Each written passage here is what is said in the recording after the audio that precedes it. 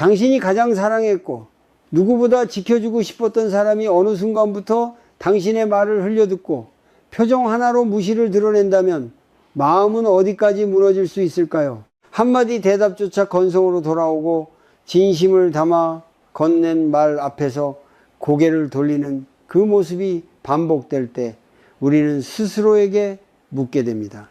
내가 이렇게까지 하며 살아온 이유는 무엇이었을까? 부모라는 이름으로 견뎌온 세월이 정말 아무 의미도 없었던 걸까? 이 질문은 소리 없이 가슴을 파고들어 중년의 밤을 길고 무겁게 만듭니다. 많은 부모들이 비슷한 고통을 안고 살아갑니다. 특히 중년 이후의 삶에서 자식은 인생의 가장 큰 의미이자 마지막 버팀목처럼 느껴지기도 합니다. 그래서 자식의 말과 태도 하나하나에 마음이 크게 흔들립니다. 요즘 방식은 몰라요. 그건 엄마가 알 일 아니에요. 라는 말이 날아오는 순간 단순한 말다툼을 넘어 존재 자체가 부정당한 듯한 아픔이 밀려옵니다.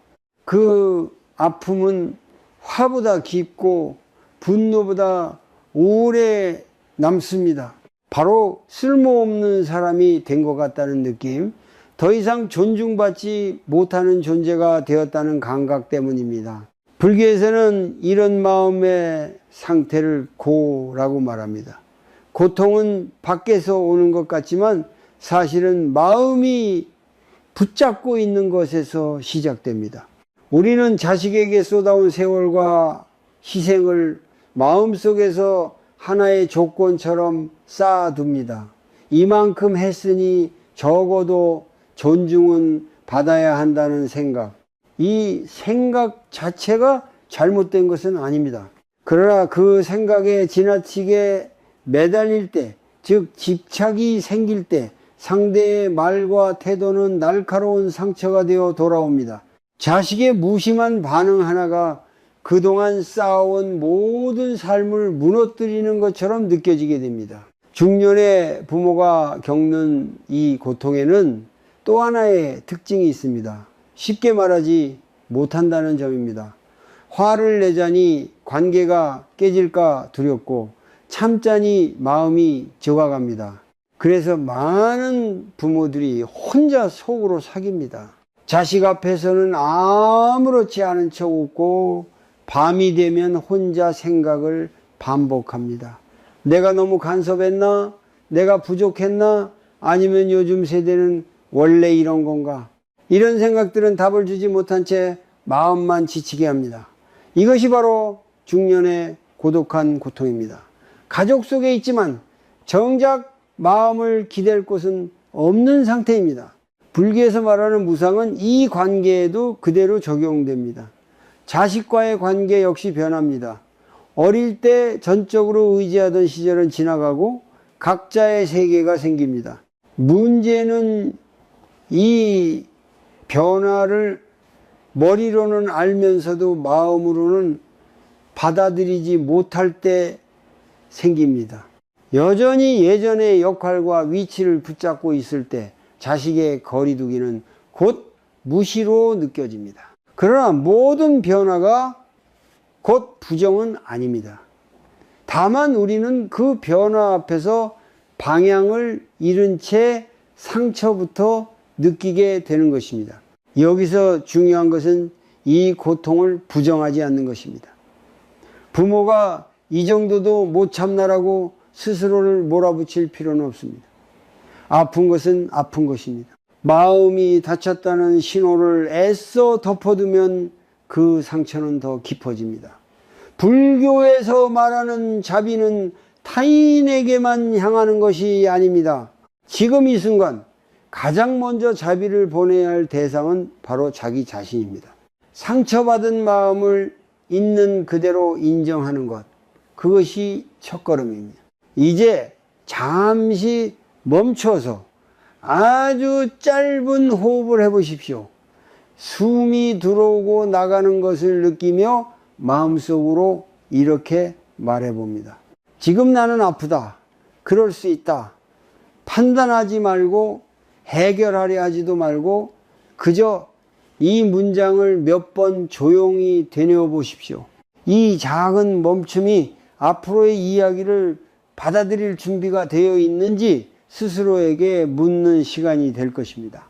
이 고통에는 분명 이유가 있고 그 이유를 이해하는 순간부터 마음은 조금씩 달라지기 시작합니다. 자식이 왜 그렇게 변했는지, 그리고 부모인 나는 어디에서부터 스스로를 놓치기 시작했는지, 다음 이야기에서는 이 질문을 조금 더 깊이 들여다보며 이 아픔의 뿌리가 어디에 있는지 차분히 살펴보겠습니다. 자식의 태도가 변한 것처럼 보일 때 많은 부모들은 가장 먼저 스스로를 책망합니다. 내가 잘못 키웠나? 내가 너무 부족했나? 아니면 요즘 세상은 원래 이런 건가? 이런 질문들은 잠시 마음을 진정시키는 것 같지만 곧 더 큰 혼란을 남깁니다. 왜냐하면 이 질문들 속에는 이미 부모 자신의 가치를 깎아내리는 시선이 숨어 있기 때문입니다. 그러나 자식이 부모를 가볍게 대하는 현상의 뿌리는 단순히 누군가의 잘못으로 설명되지 않습니다. 그 이면에는 오랜 시간에 걸쳐 형성된 관계의 습관이 자리하고 있습니다. 많은 중년의 부모들은 사랑을 해주는 것으로 배워왔습니다. 먹이고 입히고 대신 결정해주고 불편함을 앞서 제거해주는 것이 곧 사랑이라고 믿으며 살아왔습니다. 처음에는 자식을 보호하기 위한 선택이었지만 시간이 흐르면서 그 방식은 점점 당연한 구조가 됩니다. 부모는 늘 먼저 나서고 자식은 받는 위치에 익숙해집니다. 이 과정에서 부모는 점점 자신의 욕구와 감정을 뒤로 미루게 됩니다. 피곤해도 말하지 않고 서운해도 참습니다. 그렇게 참는 시간이 길어질수록 관계 속의 균형은 서서히 무너집니다. 불교에서 말하는 집착은 꼭 욕심이나 탐욕만을 의미하지 않습니다. 이렇게 해야 한다, 이래야만 옳다는 생각 역시 집착의 한 형태입니다. 부모가 자식에게 보이는 과도한 헌신도 그 안을 들여다보면 하나의 집착으로 이어질 수 있습니다.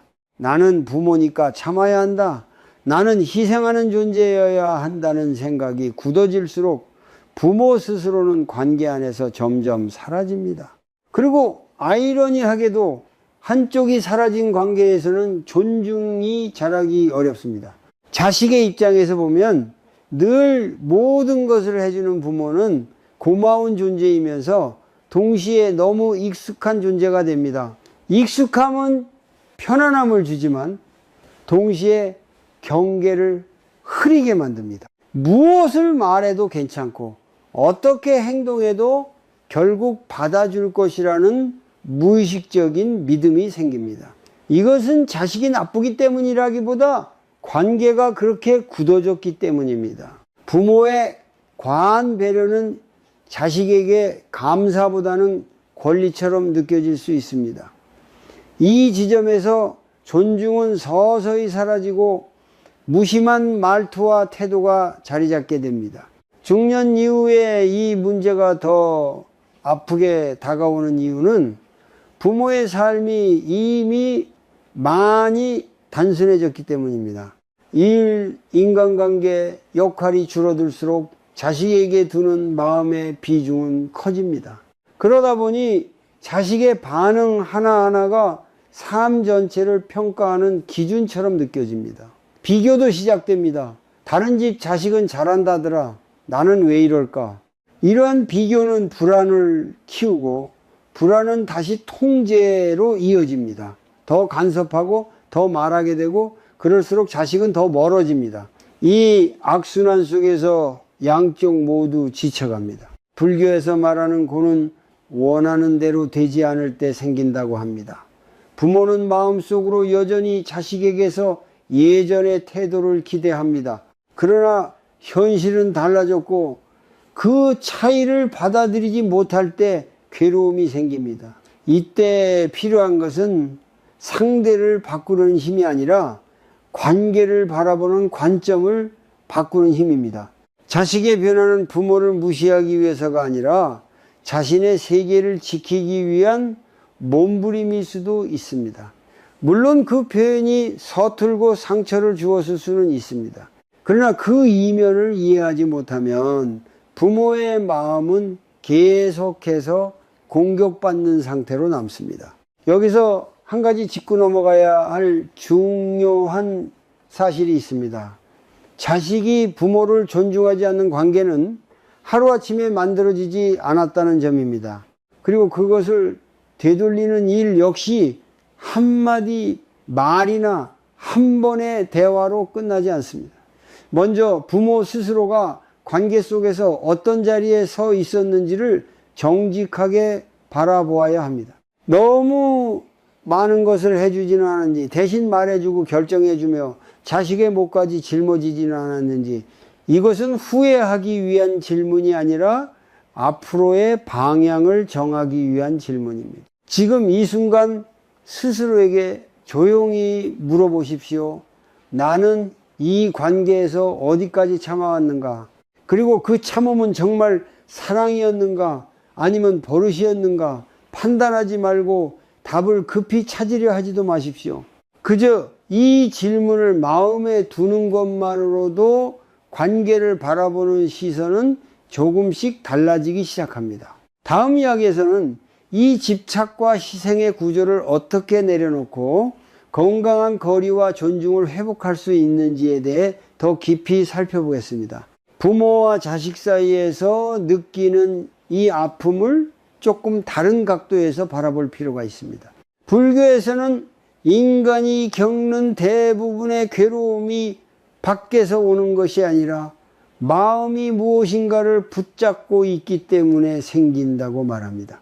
자식의 말 한마디, 태도 하나가 이토록 깊은 상처가 되는 이유도 그 말 자체 때문만은 아닙니다. 그 말에 담긴 의미를 마음이 어떻게 받아들이고 있는지가 고통의 크기를 결정합니다. 불교에서 말하는 고는 단순한 불행이나 불운이 아닙니다.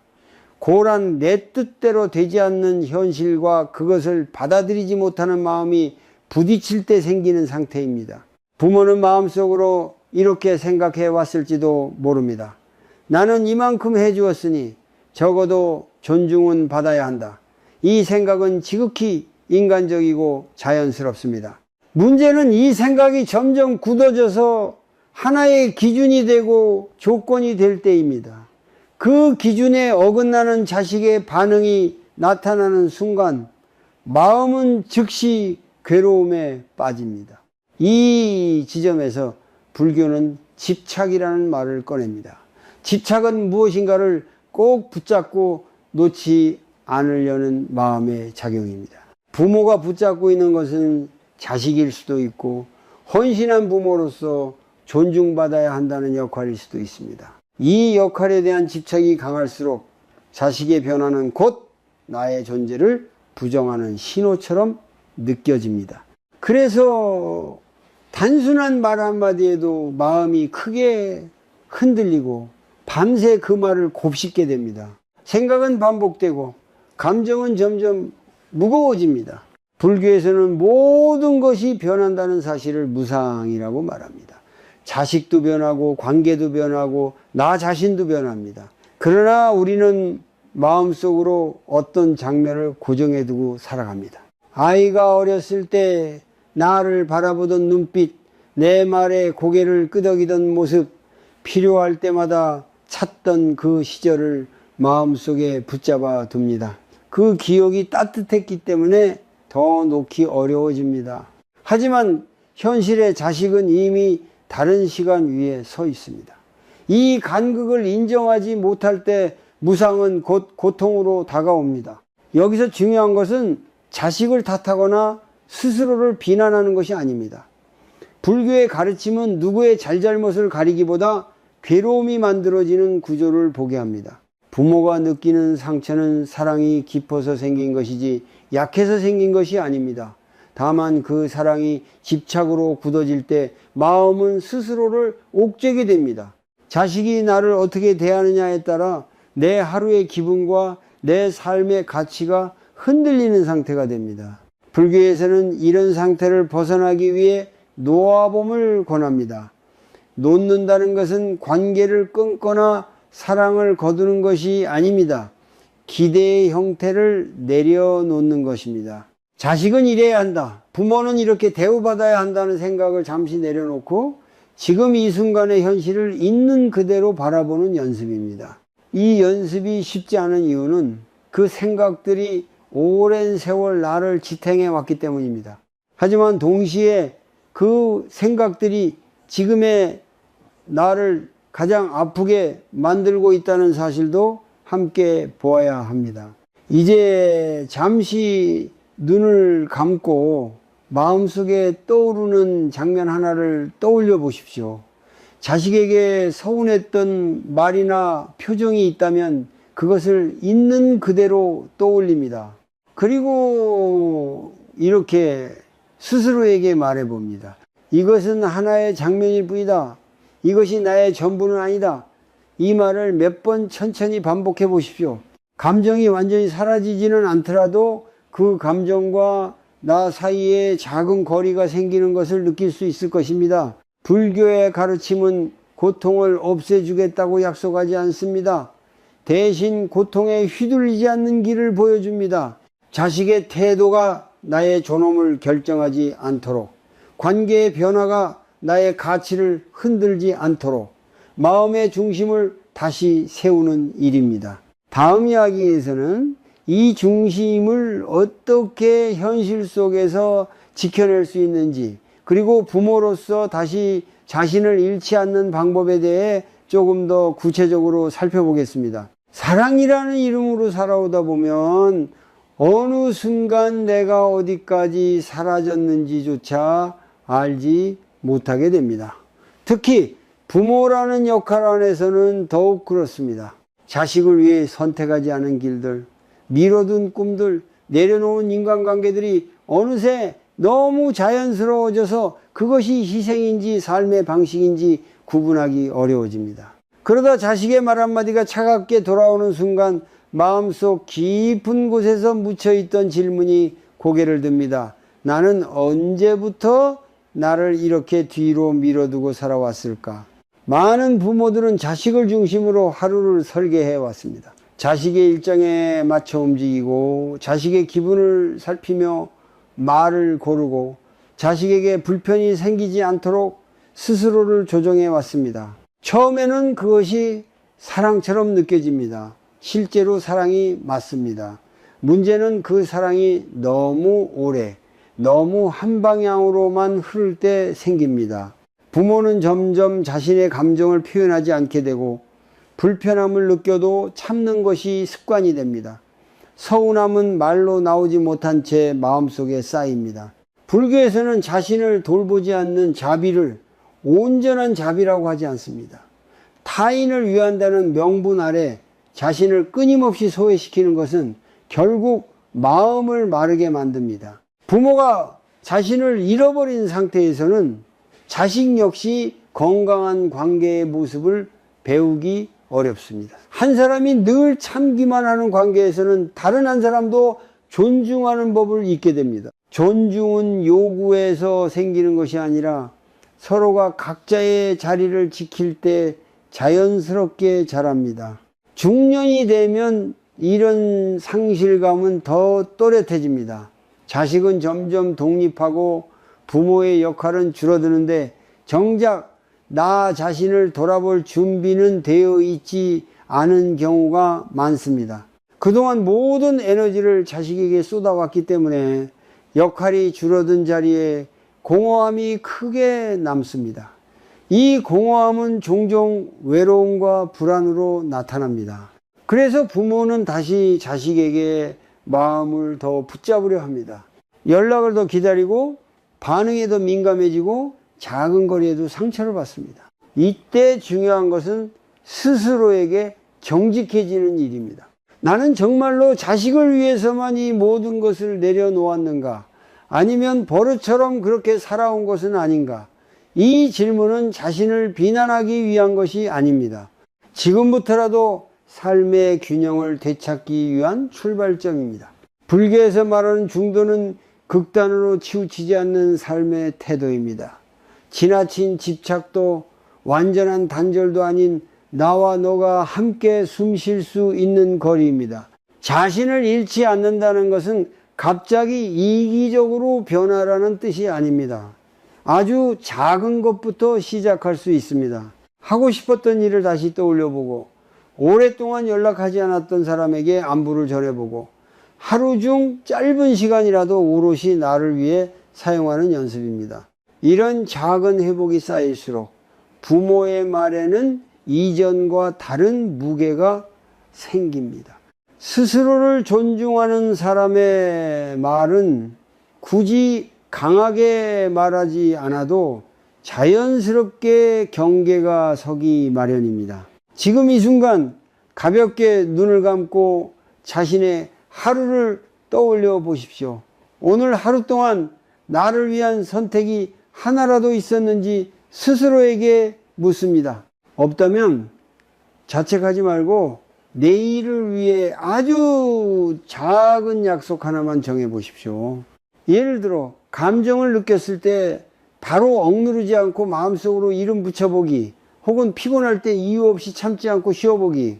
이 작은 실천이 자신을 다시 삶의 중심으로 데려오는 시작이 됩니다. 부모가 자신을 존중하기 시작할 때 자식과의 관계도 서서히 달라집니다.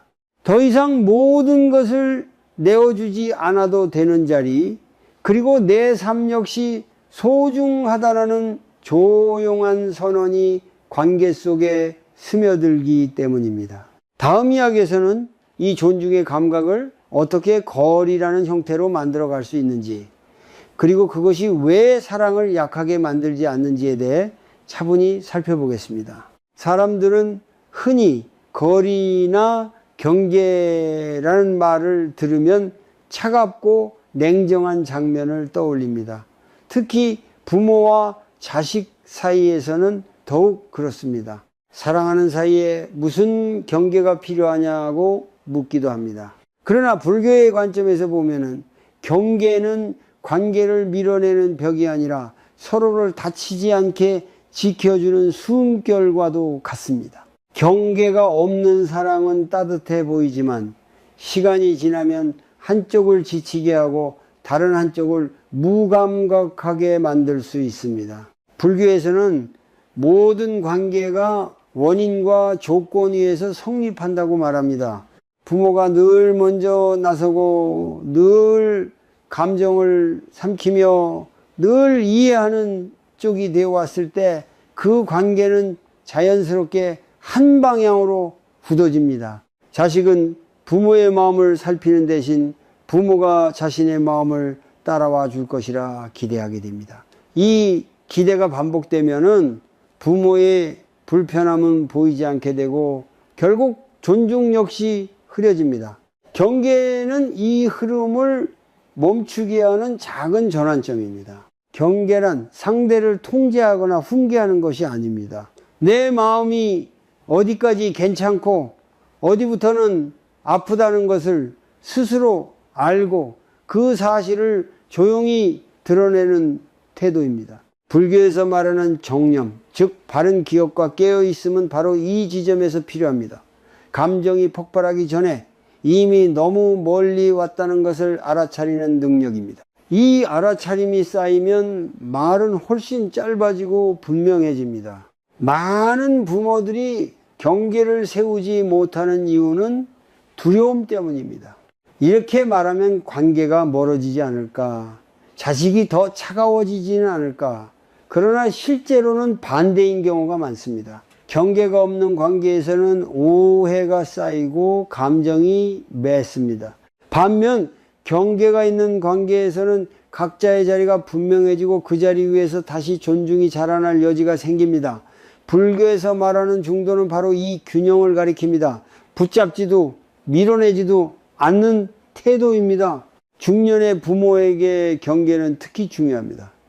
인생의 후반으로 갈수록 감정의 회복 속도는 느려지고 상처는 오래 남습니다.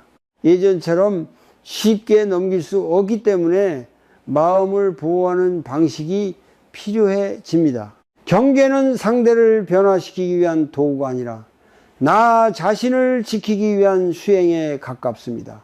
내 마음이 다치지 않는 선을 분명히 하는 것, 그것이 자비의 시작입니다. 여기서 한 가지 오해를 짚고 넘어가야 합니다. 경계를 세운다고 해서 사랑이 줄어드는 것은 아닙니다. 오히려 사랑의 형태가 바뀝니다. 모든 것을 해주던 사랑에서 스스로 서 있도록 지켜보는 사랑으로 옮겨가는 과정입니다. 이 과정은 부모에게도 낯설고 불안합니다. 하지만 이 불안을 견디지 않으면 관계는 이전의 패턴에서 벗어날 수 없습니다. 이제 아주 간단한 연습을 해보겠습니다. 자식과의 관계에서 자주 불편해지는 순간을 하나 떠올려 보십시오. 말투, 반응 혹은 특정 상황일 수 있습니다.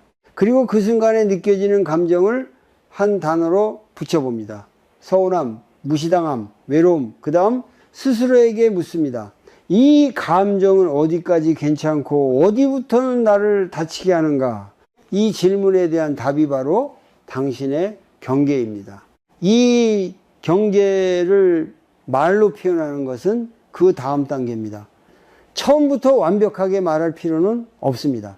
중요한 것은 더 이상 아무렇지 않은 척 넘기지 않겠다라는 마음의 방향을 정하는 것입니다. 불교에서 말하는 바른 말은 상대를 이기기 위한 말이 아니라 나와 상대 모두를 해치지 않는 말입니다. 다음 이야기에서는 이 경계를 실제 대화 속에서 어떻게 드러낼 수 있는지, 상처를 키우지 않으면서도 분명하게 전하는 방법에 대해 구체적으로 살펴보겠습니다. 말을 꺼내기 전 부모의 마음에는 늘 같은 망설임이 있습니다. 지금 이 말을 하면 관계가 더 나빠지지 않을까? 괜히 문제를 키우는 건 아닐까? 그래서 많은 부모들이 차라리 침묵을 선택합니다. 그러나 침묵은 평화를 유지하는 것처럼 보이지만 실제로는 마음속에서 불만과 서운함을 키웁니다. 시간이 지나면 그 감정은 말투에 묻어나고 작은 계기로 한꺼번에 터져 나오기도 합니다. 그래서 중요한 것은 언제 말하느냐보다 어떻게 말하느냐입니다. 불교에서는 말 또한 수행의 한 부분이라고 봅니다. 바른말이란 상대를 찌르지 않으면서도 자신의 마음을 숨기지 않는 말입니다. 자식을 향한 말도 마찬가지입니다. 감정을 쏟아내는 말은 잠시 시원할 수 있지만 관계를 다치게 합니다. 반대로 아무 말도 하지 않는 것은 관계를 굳게 만듭니다. 그 사이에 있는 길이 바로 존엄을 지키는 말입니다. 이 말은 크지 않고 길지 않으며 감정에 휩쓸리지 않습니다. 많은 부모들이 자식을 향해 이렇게 말해 왔을지도 모릅니다. 너는 왜 항상 그런 식이니? 부모한테 어떻게 그럴 수가 있니? 이 말들 속에는 억울함과 분노가 담겨 있지만 자식에게는 비난으로 들립니다. 비난을 들은 마음은 곧바로 다치고 대화는 막힙니다. 반대로 존엄을 지키는 말은 너가 아니라 나에서 시작합니다. 네가 틀렸다는 말이 아니라 내가 지금 어떤 상태인지를 전하는 말입니다. 예를 들어 이런 식입니다. 네가 그런 말투로 이야기할 때 나는 마음이 많이 상한다. 이 문장은 상대를 평가하지 않습니다. 단지 나의 경험을 말할 뿐입니다. 불교에서 말하는 정언은 사실을 왜곡하지 않고 감정을 덧붙여 상대를 공격하지 않는 말입니다. 이 방식으로 말하면 자식은 방어부터 하지 않게 됩니다. 물론 바로 이해하지 못할 수도 있습니다. 하지만 적어도 그 말은 상대의 마음에 오래 남습니다. 중요한 또 하나는 기대를 내려놓는 것입니다. 이 말을 하면 자식이 당장 달라질 것이라는 기대를 품는 순간 말은 다시 집착이 됩니다. 말의 목적은 상대를 바꾸는 데 있지 않습니다. 나의 경계를 알리고 나 자신을 존중하겠다는 태도를 드러내는 데 있습니다. 이 태도가 반복될 때 관계는 서서히 다른 방향으로 움직이기 시작합니다. 변화는 상대의 선택이지 나의 통제가 아닙니다. 이 과정에서 부모가 가장 두려워하는 것은 거절입니다. 말을 했는데도 자식이 무덤덤하거나 오히려 더 차갑게 나오는 경우도 있습니다. 이때 마음이 크게 흔들립니다. 내가 괜히 말했다는 후회가 올라옵니다. 그러나 불교의 관점에서 보면 상대의 반응 역시 무상합니다. 그 반응 하나로 나의 선택이 옳았는지 그르렀는지를 판단할 필요는 없습니다. 중요한 것은 더 이상 나 자신을 속이지 않았다는 사실입니다. 이제 아주 짧은 실천을 해보겠습니다. 자식에게 꼭 전하고 싶었지만 그동안 삼켜왔던 말을 마음속으로 한 문장으로 정리해 보십시오. 길 필요는 없습니다. 비난이 섞이지 않은 문장인지 요구가 아닌 감정의 표현인지 살펴봅니다. 그리고 그 문장을 소리내지 않고 천천히 마음속에서 읽어봅니다. 읽으면서 숨을 고르고 몸의 긴장이 어떻게 변하는지 느껴보십시오. 이 연습은 실제 대화를 위한 리허설입니다. 말은 기술이 아니라 태도에서 나옵니다. 나를 존중하지 않는 말은 아무리 부드러워도 힘이 없고, 나를 존중하는 말은 조용해도 중심이 있습니다. 자식은 말보다 그 중심을 느낍니다. 내가 나를 어떻게 대하고 있는지가 말 사이사이에 스며들기 때문입니다. 다음 이야기에서는 이렇게 용기를 내어 말을 건넸을 때 자식이 보일 수 있는 반응들과 그 반응 앞에서 부모가 어떻게 마음을 지켜야 하는지에 대해 차분히 이어서 살펴보겠습니다. 말을 꺼낸 뒤의 시간은 말을 꺼내기 전보다 더 어렵게 느껴질 수 있습니다. 용기를 내어 마음을 전했는데도 자식의 반응이 차갑거나 아무 일도 없었다는 듯 지나가 버릴 때 부모의 마음은 쉽게 흔들립니다. 괜히 말했다는 후회가 밀려오고 다시 침묵 속으로 숨어들고 싶어집니다. 그러나 이 순간이야말로 관계가 바뀌기 시작하는 가장 중요한 지점입니다. 상대의 반응이 어떠하든 내 마음의 방향을 지켜내는 연습이 필요합니다. 자식의 반응은 매우 다양할 수 있습니다. 아무 말 없이 피하는 경우도 있고, 불편한 표정을 짓거나 오히려 짜증을 내며 반발할 수도 있습니다. 이 모든 반응은 부모에게 상처로 다가옵니다. 그러나 불교의 시선으로 보면 이 반응들은 모두 하나의 과정일 뿐입니다. 상대의 마음이 즉시 바뀌지 않는 것은 자연스러운 일입니다. 오랜 시간 굳어진 관계의 패턴은 한 번의 대화로 바뀌지 않습니다. 이 사실을 받아들이지 못할 때 부모의 마음은 다시 집착으로 돌아갑니다. 불교에서 말하는 무상은 상대의 반응에도 그대로 적용됩니다. 오늘의 반응이 내일도 같을 것이라고 단정할 수 없습니다. 지금의 차가움이 영원히 이어질 것처럼 느껴지더라도 그것은 순간의 모습일 뿐입니다. 문제는 부모의 마음이 그 반응에 즉각적으로 매달릴 때 생깁니다. 역시 소용없어. 나는 말해도 안 되는 사람이야 라는 생각이 떠오르는 순간 스스로를 다시 깎아내리게 됩니다. 이것이 바로 두 번째 상처입니다. 이때 가장 필요한 것은 멈춤입니다. 상대의 반응을 분석하거나 해석하기 전에 먼저 자신의 마음을 살펴보는 것입니다. 불편함, 두려움, 후회 같은 감정이 올라온다면 그것을 없애려 하지 말고 있는 그대로 알아차립니다. 불교에서 말하는 정념은 감정을 억누르지 않고 지켜보는 힘입니다. 감정은 파도처럼 올라왔다가 내려갑니다. 그 흐름을 그대로 두면 생각은 자연스럽게 가라앉습니다. 많은 부모들이 이 단계에서 다시 통제를 시도합니다. 자식의 태도를 바꾸기 위해 말을 더 보태거나 설명을 늘리거나 과거의 희생을 꺼내 들고 싶어집니다. 그러나 이 행동은 관계를 다시 이전의 구조로 되돌립니다. 내가 설명하고 설득해야만 인정받을 수 있다는 생각은 결국 또 다른 집착이 됩니다. 존엄을 지키는 말은 한 번 말했으면 그 다음은 상대의 선택에 맡기는 용기를 포함합니다. 중년 이후의 관계에서는 특히 기다림이 중요합니다.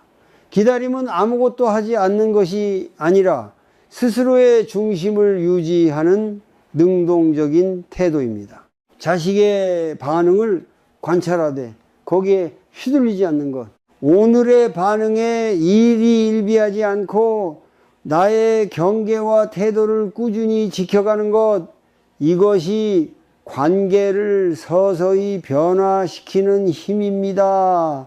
불교에서는 이것을 인내라고 부르지만 억지로 참는 인내가 아니라 깨어있는 인내입니다. 지금 이 순간 짧은 호흡을 해보십시오. 숨을 들이마시며 마음속으로 지금 나는 불안하다고 알아차리고 숨을 내쉬며 이 불안도 지나간다고 조용히 말해봅니다. 이 호흡은 상대의 반응이 나를 삼키지 않도록 나를 현재로 데려오는 작은 늪이 됩니다. 감정이 가라앉으면 말하지 않아도 지켜야 할 선이 분명해집니다. 자식이 바로 변하지 않아도 괜찮습니다. 중요한 것은 부모 스스로가 이전과 같은 방식으로 돌아가지 않는 것입니다. 다시 모든 것을 해주며 마음을 구걸하지 않고 다시 침묵 속에서 상처를 키우지 않는 선택. 이 선택이 반복될 때 관계는 겉으로 드러나지 않더라도 안쪽에서 다른 방향으로 흐르기 시작합니다. 다음 이야기에서는 이런 변화가 더디게 느껴질 때 부모의 마음을 어떻게 지켜야 하는지, 그리고 스스로를 잃지 않기 위해 무엇을 붙잡고 무엇을 내려놓아야 하는지에 대해 이어서 살펴보겠습니다. 관계가 흔들릴 때 가장 먼저 무너지는 것은 마음의 중심입니다. 자식의 반응 하나에 하루의 기분이 달라지고 말 한마디를 떠올리며 밤새 생각이 반복됩니다. 이때 필요한 것은 상대를 이해하려는 노력보다 먼저 내 마음을 지금 이 자리에 붙들어 두는 힘입니다. 불교에서 말하는 수행은 멀리 있는 것이 아니라 이런 순간에 마음이 어디로 흘러가는지를 알아차리는 데서 시작됩니다. 생각이 반복될수록 마음은 과거로 끌려가거나 미래를 걱정합니다. 그때 그렇게 말하지 말 걸, 앞으로 더 멀어지면 어쩌지 같은 생각들이 이어집니다. 그러나 이 생각들은 지금 이 순간에 나를 지켜주지 못합니다. 오히려 마음을 더 지치게 만듭니다. 그래서 중년의 관계에서 가장 중요한 연습은 문제를 해결하려 애쓰기 전에 마음을 안정시키는 것입니다. 마음이 안정되지 않은 상태에서 나온 말과 행동은 결국 다시 상처로 돌아옵니다. 가장 기본적인 실천은 호흡입니다. 조용히 앉아 숨이 들어오고 나가는 것을 느껴봅니다. 숨을 들이마실 때 배와 가슴이 어떻게 움직이는지, 내쉴 때 몸의 긴장이 어떻게 풀리는지를 관찰합니다. 이때 특별한 감정을 만들려고 하지 않아도 됩니다. 그저 지금 숨 쉬고 있다는 사실을 느끼는 것으로 충분합니다. 불교에서 말하는 정념은 이렇게 현재에 머무는 힘을 기르는 연습입니다. 호흡이 조금 안정되면 마음속에 떠오르는 생각을 하나씩 바라봅니다. 자식의 얼굴, 말투, 그때의 상황이 떠오를 수 있습니다. 그 생각을 밀어내지 말고 붙잡지도 말고 그저 지나가는 장면처럼 바라봅니다. 지금 생각이 올라오고 있구나 라고 알아차리는 것만으로도 생각과 나 사이에는 거리가 생깁니다. 이 거리가 바로 고통을 줄여주는 공간입니다.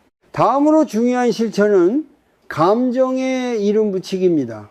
서운함, 분노, 외로움, 허탈함, 마음속에서 가장 강하게 느껴지는 감정을 하나 골라 조용히 이름을 붙여봅니다. 그리고 이렇게 말해봅니다.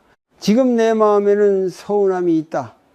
이 문장은 감정을 없애기 위한 말이 아니라 감정을 나 자신과 동일시하지 않기 위한 말입니다. 감정은 나의 전부가 아니라 지금 머물러 있는 손님일 뿐이라는 사실을 기억하게 해줍니다.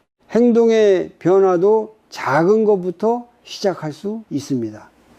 자식의 반응을 기다리며 휴대폰을 자주 확인하는 습관이 있다면 그 횟수를 조금 줄여봅니다. 연락이 오지 않는 시간에 일부러 다른 일을 해보는 것도 좋습니다. 산책을 하거나 차 한 잔을 천천히 마시거나 짧게 몸을 움직이는 것만으로도 마음은 다른 리듬을 찾습니다. 이 작은 변화는 자식에게 보이기 위한 것이 아니라 나 자신을 위한 선택입니다. 불교에서 말하는 자비는 고통을 없애주는 마술이 아닙니다. 고통 속에서도 스스로를 다치게 하지 않는 태도입니다. 지금 이 관계가 어렵다고 해서 나의 삶 전체가 어려운 것은 아닙니다. 관계는 삶의 한 부분일 뿐이고 나에게는 여전히 숨 쉬는 몸과 오늘 하루가 있습니다. 이 사실을 자주 떠올릴수록 마음은 한 대상에 과도하게 매달리지 않게 됩니다. 마지막으로 하루를 마무리하며 짧은 되돌아봄을 해 보십시오. 오늘 자식과 관련된 생각으로 얼마나 많은 에너지를 썼는지, 그리고 나 자신을 위해 사용한 시간은 얼마나 있었는지를 조용히 살펴봅니다. 잘했는지 못했는지를 평가할 필요는 없습니다. 다만 알아차리는 것으로 충분합니다. 알아차림이 쌓이면 선택의 여지가 보이기 시작합니다. 이 실천들은 관계를 당장 바꾸기 위한 도구가 아닙니다. 부모 자신의 마음을 다시 삶의 중심으로 데려오기 위한 과정입니다. 마음이 서서히 안정될수록 자식의 말과 태도는 예전처럼 깊은 상처로 남지 않게 됩니다. 다음 이야기에서는 이런 실천을 이어가고 있음에도 불구하고 관계가 쉽게 달라지지 않을 때 부모가 무엇을 내려놓고 무엇을 붙잡아야 하는지에 대해 더 깊이 살펴보겠습니다. 아무리 마음을 다스리고 말을 조심해도 관계가 눈에 띄게 달라지지 않을 때가 있습니다. 자식의 태도는 여전히 무심해 보이고 기대했던 변화는 쉽게 나타나지 않습니다. 이때 부모의 마음에는 깊은 피로가 찾아옵니다. 나는 여기까지 노력했는데 왜 아무것도 달라지지 않는 걸까? 이 질문이 반복되면은 마음은 다시 상대를 기준으로 움직이기 시작합니다. 그러나 이 지점에서 가장 중요한 선택이 필요합니다. 더 붙잡을 것인가 아니면 내려놓을 것인가? 불교에서는 모든 인연에는 각자의 시간이 있다고 말합니다. 씨앗을 심고 바로 열매를 기대할 수 없듯 관계 역시 일정한 과정을 거칩니다. 부모가 태도를 바꾸었다고 해서 자식이 즉시 반응하지 않는 것은 이상한 일이 아닙니다. 오히려 자연스러운 흐름에 가깝습니다. 문제는 이 시간을 견디지 못하고 다시 예전의 방식으로 돌아가려 할 때 생깁니다. 설명을 늘리고 감정을 더 보태고 이해받으려 애쓰는 순간 부모의 마음은 다시 흔들리기 시작합니다. 이때 내려놓아야 할 첫 번째는 결과에 대한 집착입니다. 자식이 나를 존중해야 한다는 기대, 관계가 이렇게 바뀌어야 한다는 그림을 마음속에서 잠시 내려놓아야 합니다. 기대는 희망처럼 보이지만 충족되지 않을 때는 가장 큰 고통이 됩니다. 불교에서 말하는 내려놓음은 포기가 아니라 통제하려는 마음을 쉬게 하는 것입니다. 상대의 선택과 반응을 내가 관리할 수 없다는 사실을 받아들이는 순간 마음에는 뜻밖의 여유가 생깁니다. 두 번째로 내려놓아야 할 것은 비교입니다. 다른 집 자식과 비교하거나 과거의 관계와 현재를 비교하는 순간 마음은 현재를 살지 못합니다. 비교는 늘 부족함을 만들어내고 그 부족함은 다시 자책이나 원망으로 이어집니다. 중년 이후의 삶에서는 이 비교의 습관이 마음을 가장 빠르게 지치게 합니다. 관계는 각자의 속도와 형태가 다르다는 사실을 인정하는 것이 필요합니다. 반대로 이 시기에 붙잡아야 할 것은 나 자신의 삶입니다. 자식과의 관계가 전부가 아니라는 사실을 머리가 아니라 몸으로 다시 익혀야 합니다. 하루의 중심을 자식의 반응이 아니라 나의 리듬에 두는 연습입니다. 식사 시간, 잠드는 시간, 몸을 움직이는 시간처럼 기본적인 일상을 돌보는 것부터 시작할 수 있습니다. 이런 일상은 작아 보이지만 마음의 균형을 지켜주는 중요한 기둥입니다. 불교에서는 자립을 중요한 수행으로 봅니다. 여기서 말하는 자립은 혼자가 된다는 뜻이 아니라 마음이 한 대상에 과도하게 의존하지 않는 상태를 의미합니다. 부모가 자식의 말과 태도에 따라 하루의 기분이 결정되지 않을 때 비로소 관계는 숨을 쉴 공간을 얻게 됩니다. 이 공간은 차가운 거리감이 아니라 서로를 존중할 수 있는 여백입니다. 이제 짧은 점검을 해 보십시오. 오늘 하루 동안 자식의 반응을 기준으로 내 감정을 몇 번이나 판단했는지 떠올려 봅니다. 그리고 마음속으로 이렇게 말해 봅니다. 이것은 내가 통제할 수 없는 영역이다. 이 문장을 반복하는 것만으로도 마음은 조금씩 힘을 풀기 시작합니다. 내려놓음은 한 번의 결심으로 완성되지 않습니다. 반복되는 연습 속에서 서서히 익숙해집니다. 관계가 쉽게 달라지지 않는 시간은 부모에게 자신을 다시 세우라는 신호일지도 모릅니다. 자식에게서 답을 찾지 못할 때 삶은 다른 방향에서 균형을 회복하라고 말합니다.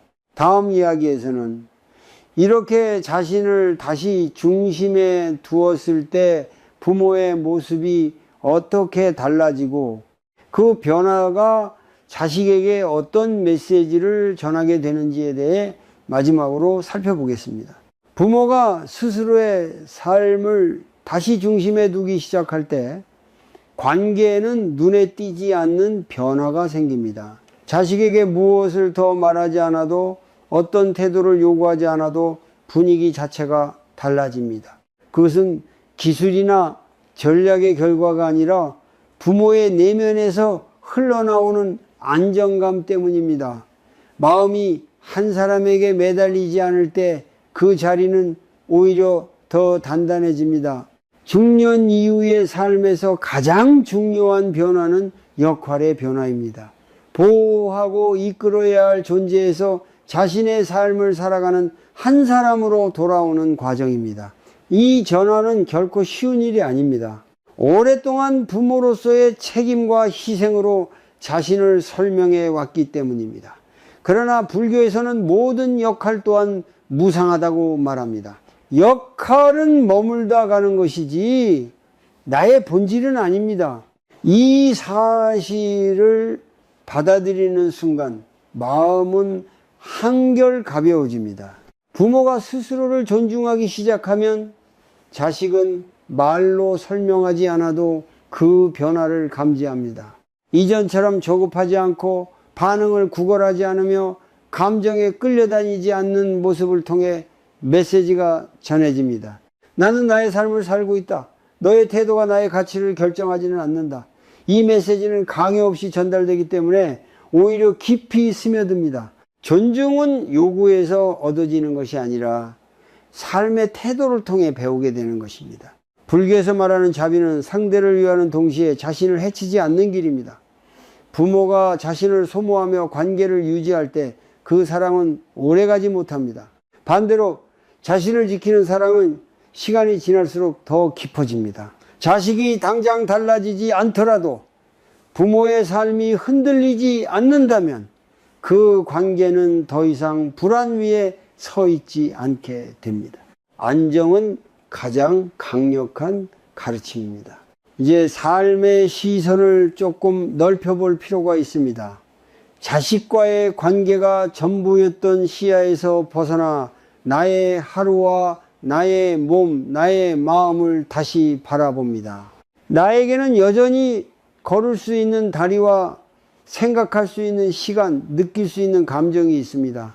이 사실을 자주 떠올릴수록 한 관계의 모든 의미를 실어두지 않게 됩니다. 불교에서 말하는 중도는 바로 이런 균형 속에서 드러납니다. 마지막으로 아주 조용한 실천 하나를 제안합니다. 하루를 마치며 스스로에게 이렇게 말해 보십시오. 오늘 나는 나를 버리지 않았다. 오늘 하루 동안 완벽하지 않았어도, 자식에게서 인정받지 못했어도, 나 자신을 완전히 외면하지 않았다면 그것으로 충분합니다. 이 문장은 스스로에게 건네는 작은 존경의 표현입니다.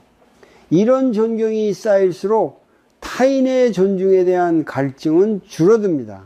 자식은 부모의 말을 기억하지 않을 수도 있습니다. 그러나 부모가 어떤 삶을 살았는지는 오래도록 기억합니다. 늘 불안해하던 모습인지, 아니면 자신의 자리에서 묵묵히 살아가던 모습인지, 부모가 자신을 존중하며 살아가는 모습은 자식에게 가장 깊은 가르침이 됩니다.